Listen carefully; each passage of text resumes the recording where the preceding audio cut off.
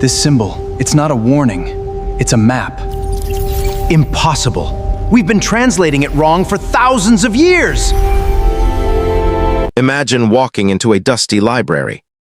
You find a book so old, nobody has read it in thousands of years. You open it, and suddenly, you realize something impossible. The words on that page, they are not from Earth. They are from somewhere else, somewhere far away, and they have been hiding in plain sight the whole time. In 2024, a team of linguists made a discovery that changed everything we thought we knew about human history. They found an ancient language. But this was not just any language. This language was so advanced, so sophisticated, that it suggested our ancestors were not alone. It suggested they had contact with something beyond our world. Here is what shocked everyone the most. When a modern linguist saw these ancient symbols, she recognized them instantly. The patterns were too perfect. The structure was too logical. Nobody on Earth should have been able to create something like this 10,000 years ago. Yet there it was. But the truth behind this discovery, it is even more shocking than you think. In this video, we are going to explore 3 mind-bending revelations that scientists tried to keep quiet. First, we will show you the evidence nobody wanted you to see. Second, we will reveal why governments and academic institutions worked so hard to hide this. And third, we will discover what this ancient language actually tells us about our true history. Let me show you exactly how this happened. Dr. Sarah Chen was not looking for aliens. She was not even looking for anything special. She was just doing her job as a linguist at Oxford University in England. Her work was simple. She studied old languages, dead languages, languages that nobody spoke anymore. Most of her time was spent in dark rooms, looking at old texts under bright lights. It was boring work. It paid well. That was enough for her. One autumn morning, everything changed. Sarah was working through a collection of ancient manuscripts that had been donated to the university. These texts came from a place in the Middle East. They were thousands of years old. Most scholars thought they were just records of trade and daily life. Shopping lists, tax documents, nothing important, nothing exciting. But Sarah noticed something odd. The handwriting in these documents was too perfect, too organized. When humans write, we make mistakes. Our letters are not perfectly uniform. Our spacing is uneven. We are not machines. We are messy and creative and unpredictable. That is what makes human writing look like human writing. These ancient texts looked like they were printed by a computer. Sarah pulled one document closer to her face. The symbols seemed to follow mathematical patterns. She grabbed her laptop and started running analysis software. The kind of software that is usually used to detect forged documents. If something looked too perfect, the software would flag it. If something looked computer-generated, it would know. She ran the first document through the program. The results came back, and Sarah's hands began to shake. The probability that a human wrote these symbols by hand was less than 1%. Less than 1%. That meant, according to the software, a human being could not have written this document. Not without help. Not without some kind of tool or technology that should not have existed 10,000 years ago. Sarah told nobody about this. Not yet. She ran the analysis on 50 more documents from the collection. All 50 came back with the same impossible result. All 50 documents showed signs of mechanical precision. All 50 were probably not written by human hands. She sat in her office for 6 hours. She did not move. She did not call anyone. She just stared at her computer screen.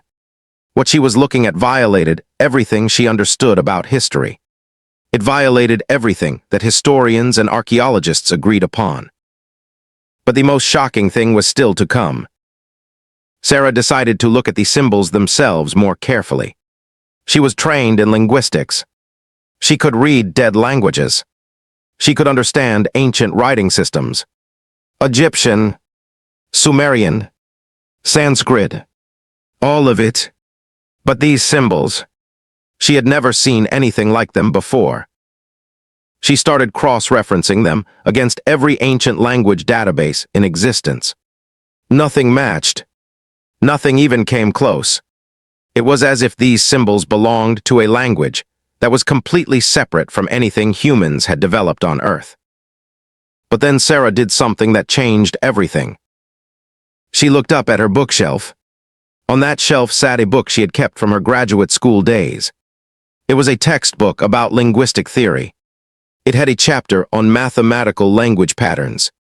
Patterns that would naturally occur if a language was designed for maximum efficiency. Patterns that would appear if a species with advanced knowledge of mathematics created a communication system from scratch. Sarah opened the book. She compared the patterns described in that textbook with the patterns she saw in the ancient documents. They were identical. The symbols in these ancient texts followed the exact same mathematical principles that a superintelligent species would use to create a language. A species that understood information theory. A species that understood how to encode maximum meaning into minimum symbols. A species that was far more advanced than humans in the year 10,000 BC. Sarah's heart was pounding so hard she thought it might break through her ribs. She stood up from her desk. She walked to her window. Outside, Oxford looked normal. People were walking through the streets. Students were going to classes. Life was going on as if nothing impossible had just happened. But something impossible had just happened. And Sarah Chen knew that her life would never be the same again. She thought about calling her supervisor, but something stopped her. An instinct. A feeling that telling people about this discovery might not be safe. She had heard stories about academic careers being destroyed when scholars challenged mainstream ideas. She had seen good scientists being ridiculed and dismissed for suggesting things that went against accepted history. She decided to do more research. Secret research, just to be absolutely certain before she told anyone. That decision was about to lead her down a rabbit hole that would change human history forever. Sarah spent the next 3 weeks in the library. She barely slept. She barely ate. She became obsessed with these documents. She needed to understand what she was looking at. She needed to prove it was real. She discovered that the ancient texts had a structure. They were not random. They were organized like instructions. Like a guide. Like someone was trying to teach something to someone else. The symbols repeated in patterns.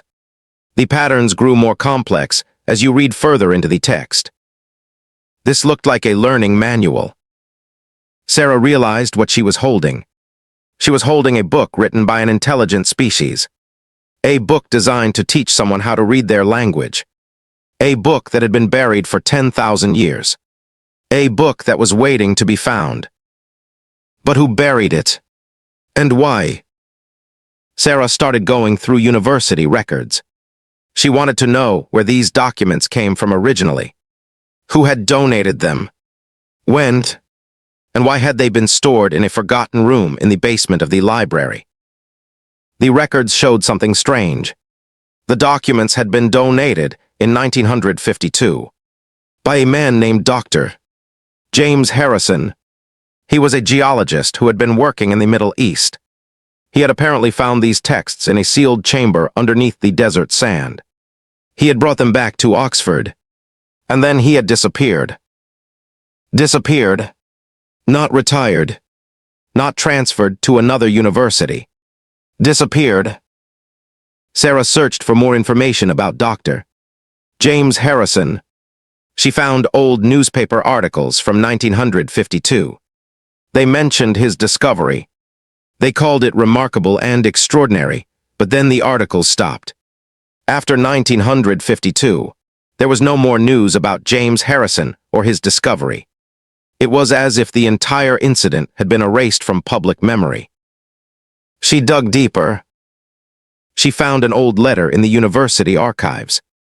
It was written by the university president in 1953. The letter was addressed to Dr. Harrison. It said that the university was encouraged to store the documents safely, but to refrain from any public discussion of their contents. It said that certain government officials had expressed concern about the discovery. It suggested that Harrison might want to take an extended vacation. A vacation far away from academic circles. Harrison never returned. Sarah felt chill run down her spine. Someone had deliberately suppressed this discovery.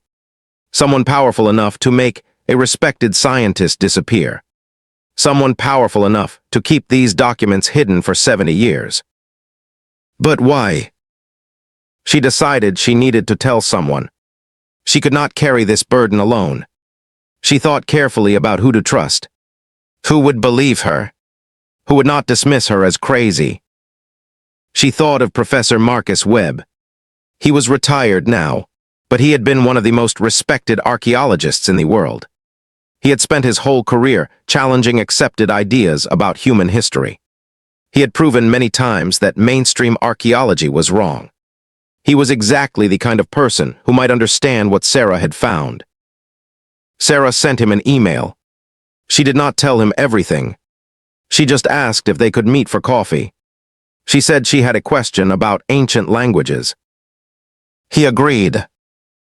When they met at a small CAF near the university, Sarah showed him photographs of the documents.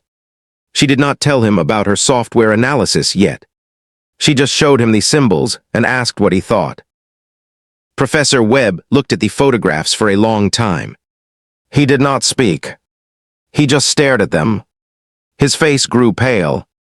His hands began to shake slightly. Finally, he looked up at Sarah. His eyes were wide. He said something that Sarah would never forget.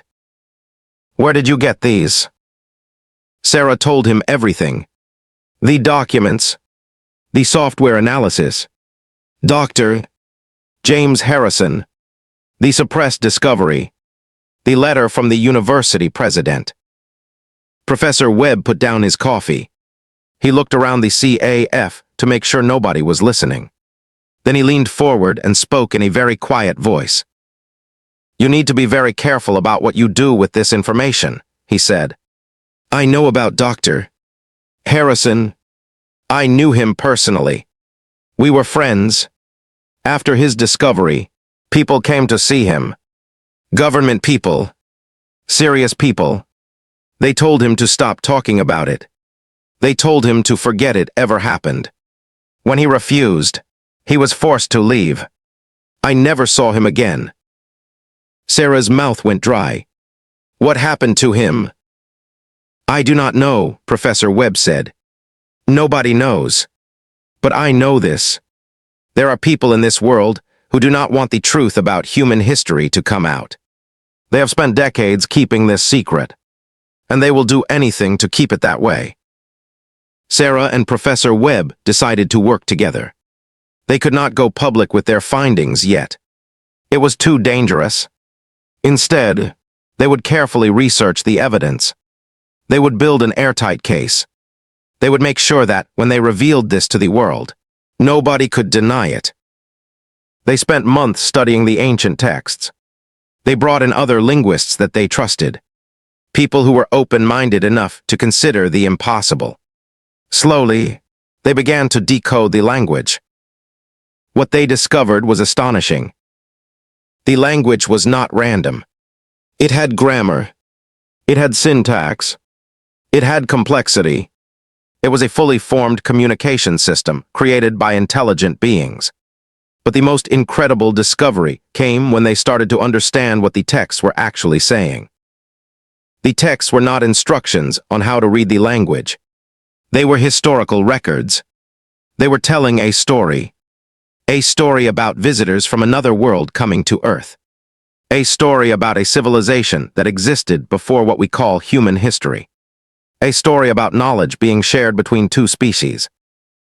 One passage, when translated, read like this: "In the time before time, we came from the sky. We brought knowledge to the people of this world. We taught them how to build, how to grow food, how to heal sickness, how to think, and then we left. But we left this record so that someday, when the people of this world were ready, they would know the truth. Sarah felt tears running down her face when she read those words. This was it. This was the proof.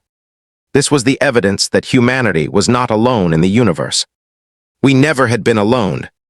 We had been visited. We had been taught. We had been guided by an intelligent species from somewhere else. But there was more. The texts contained information about where these visitors came from. They contained astronomical data, information about star systems, information about a planet orbiting a star that humans had only recently discovered using telescopes. A star that was so far away that it took light thousands of years to reach Earth. Yet this ancient text, written 10,000 years ago, described that star system in perfect detail. It was impossible, absolutely impossible, yet the evidence was right there in front of them. Sarah knew that this would change everything. Once this information became public, history would never be the same. Religions would have to be rewritten. Textbooks would have to be updated. Everything humanity thought it knew about itself would have to be questioned. But she also knew she was in danger.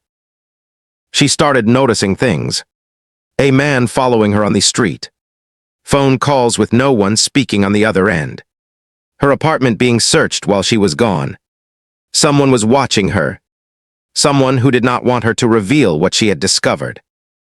She called Professor Webb and told him what was happening. We need to go public now, she said. Before something happens to us. Before they stop us. I agree, Webb said. But we need to be smart about this. We cannot just hold a press conference. Nobody would believe us without seeing the evidence. And if we show them the evidence, they will try to confiscate it. We need a plan. They spent 2 weeks creating that plan. They made copies of all the documents. Digital copies. Printed copies. They stored them in different locations. In safe deposit boxes in different countries. In cloud servers protected by passwords. In the hands of trusted friends and colleagues around the world. If anything happened to them, the evidence would still be out there. The truth could not be contained anymore. Then they contacted a journalist, a woman named Alexandra Torres, who worked for a major international news organization.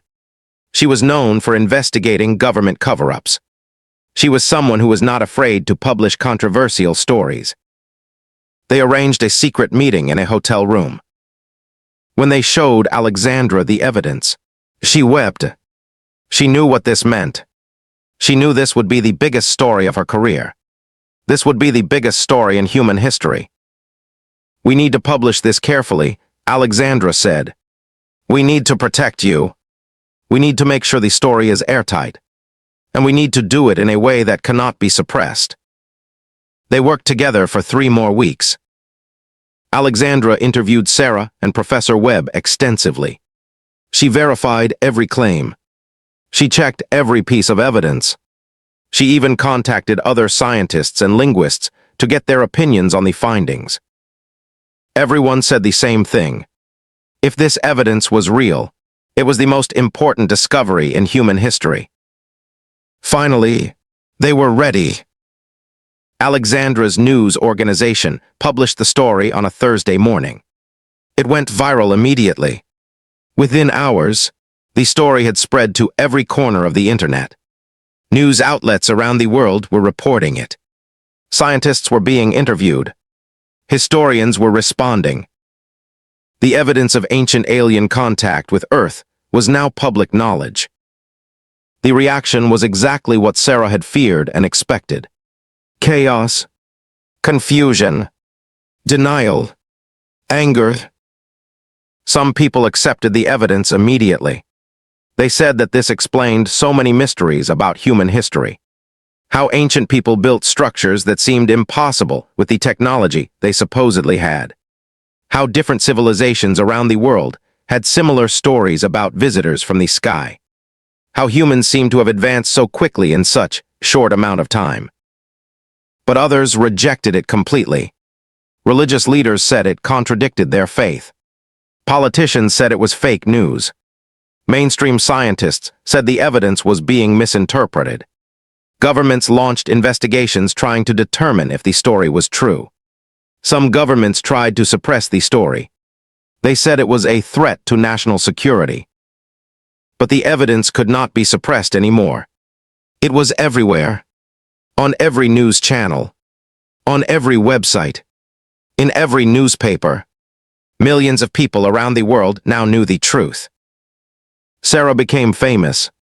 And infamous. Some people called her a hero. Others called her a liar. Some wanted to give her awards. Others wanted to arrest her. She went on television. She did interviews with journalists from every country. She showed the evidence again and again. She explained what it meant. She talked about Dr. James Harrison and how his discovery had been hidden for 70 years. The governments of the world had to respond. They called emergency meetings. They formed committees to study the evidence. They brought in the world's best scientists to verify the findings. And slowly, officially, they began to admit the truth. The evidence was real. The ancient texts were genuine. Intelligent alien beings had visited Earth thousands of years ago. This was now accepted scientific fact. The world changed overnight. Universities started new programs to study the ancient texts. Museums displayed the original documents. Scientists began researching the star system that was mentioned in the texts. There was talk of building new telescopes. Talk of sending missions to try to make contact with the beings who had left these records. But Sarah knew something that the public did not yet know. Something that she had kept secret even from Alexandra Torres. The ancient texts contained more information. Much more. Information that she and Professor Webb were still trying to decode. Information that suggested that the alien visitors would return someday. That they would come back to Earth. That they were waiting for humanity to reach a certain level of development before making direct contact. According to the texts, that time was coming soon. Very soon. Sarah sat in her office at Oxford. She looked at the ancient symbols on her computer screen. She thought about what it would mean for humanity. What it would mean to know that we were not alone. That we had never been alone. That somewhere out there, intelligent beings were watching us. Waiting. Preparing. She thought about how much the world had changed in just a few months. She thought about how much more it would change in the years to come. There was a knock on her door. It was Professor Webb. "Sarah," he said, "we need to talk. I have translated the final section of the text, and you need to see what it says." Sarah opened the document he handed her. She read the translation. Her eyes grew wider and wider. The ancient text was not just a historical record. It was a message. A message from the alien visitors to humanity. A message that had been waiting 10,000 years to be read. And the message said this: "We will return when you are ready. When you have learned to live in peace. When you have learned to respect your world and each other. When you have learned to think as one species, not as separated tribes. Then we will reveal ourselves. Then we will share the knowledge that will take you to the stars. This is our promise. This is our covenant with you." Sarah felt something shift inside her. A sense of purpose. A sense of hope. Humanity had been given a challenge. A goal to work toward. We had to prove ourselves worthy of the knowledge that was waiting for us. We had to become better. We had to become united. And somewhere out there, in the depths of space, intelligent beings were watching, waiting to see if we would rise to the challenge. 6 months after the initial revelation, Sarah Chen stood in front of the United Nations. She was there to present the final decoded sections of the ancient texts to the world's leaders and representatives. The auditorium was silent. Every seat was filled. Every television in the world was showing this moment. Humanity was about to hear the complete message from the visitors who had guided our ancestors. Sarah took a deep breath and began to speak. What I am about to show you will reshape how you think about humanity. It will change our understanding of our past and our future. But more importantly, it will give us a shared purpose, a reason to unite as one species. She clicked to the first slide. It showed ancient astronomical data from the texts, coordinates, star systems, and next to each one, a date. The visitors did not just come once, Sarah explained. They came multiple times. Over thousands of years, they made several visits to Earth. Each time, they taught us something new. Each time, they left detailed records of their knowledge. She clicked to the next slide. It showed equations, mathematical formulas, principles of physics that humans had only recently discovered. These equations were written 10,000 years ago, Sarah said. Some of them describe principles of physics that we did not understand until the 20th century. This suggests that the visitors were intentionally leaving us breadcrumbs, clues, a trail for us to follow as our civilization developed. The next slide showed something that made gasps echo through the auditorium. It was a star map, a detailed map of a large section of the galaxy, and marked on it were dozens of worlds, dozens of planets inhabited by intelligent civilizations. We are not alone in the universe, Sarah said, and her voice was filled with emotion. We never were. There are civilizations out there, many of them, some more advanced than us, some less advanced, and they all knew about Earth. They all knew about humanity. The visitors who came to our world were part of a galactic community of intelligent beings. She showed more evidence, more translations, more incredible revelations. The audience sat in stunned silence. But then Sarah reached the most important part of the presentation. The final message. The covenant. The visitors left us a challenge, she said. They told us that they would return when we were ready, when we had learned to live in peace, when we had learned to respect our world, when we had learned to think of ourselves as one human race, not as separate nations or religions or tribes. She paused and looked directly at the camera. They told us that we had until the year 2050 to achieve this unity. That is when they would return. That is when we would make first contact with an alien civilization, but only if we proved ourselves worthy. The implications were staggering. Humanity had been given a deadline. We had been given a goal. For the first time in our history, we had a reason to unite, a reason to put aside our differences, a reason to work together. The world erupted in response. Some people were frightened. Some were excited. Some did not believe it. But most people understood the significance of what they had just heard. In the months that followed, the world began to change. Countries that had been enemies started cooperating. Religious leaders from different faiths came together and acknowledged common ground. Universities established joint research programs. Scientists from different nations worked side by side to understand the ancient texts and prepare for the arrival of the visitors. It was not perfect. There were still conflicts. There was still suffering. But for the first time in human history, we had a shared purpose that united the entire species. Sarah became the director of the Earth First Contact Initiative, an organization dedicated to preparing humanity for the arrival of our galactic neighbors. She traveled the world, speaking to governments, scientists, and ordinary people. Her message was always the same. We have a choice. We can continue our old patterns of conflict and separation, or we can choose to become something better. We can choose to become a unified species worthy of taking our place among the civilizations of the galaxy. As Sarah finished her final presentation to the United Nations, She looked up at the night sky.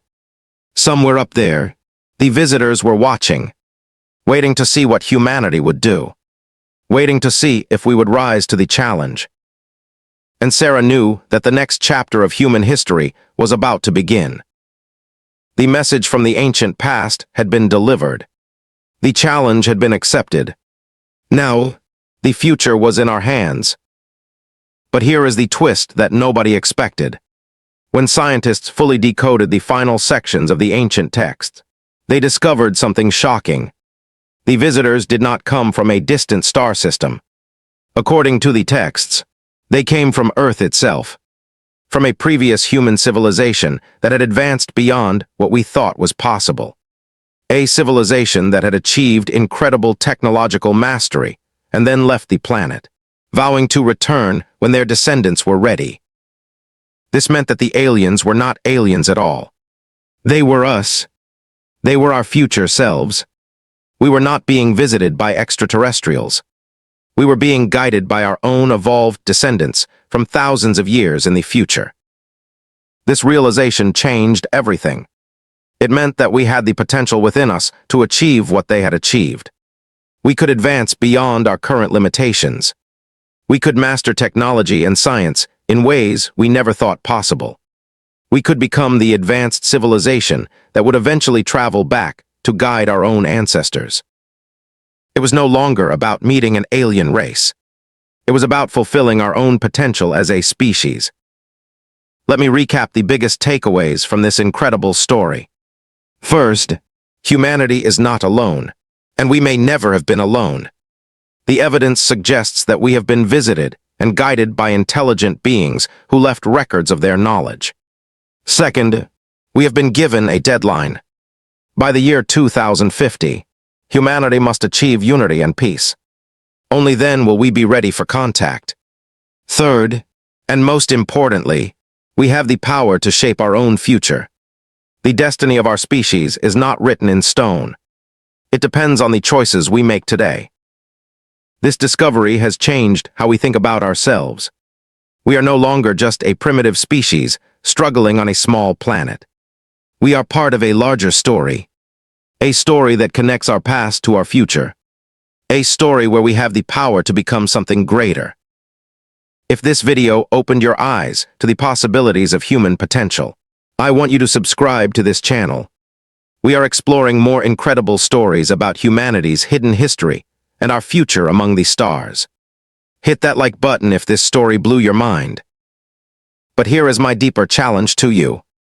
Comment below and tell me this. If you knew that humanity had until 2050 to achieve global unity and peace, what would you do differently? How would you contribute to making the world better? Your answer matters. Your voice matters. Join our community and let us know your thoughts. Together, we can shape the future of our species. Thank you for watching. The truth is out there, and it starts with you.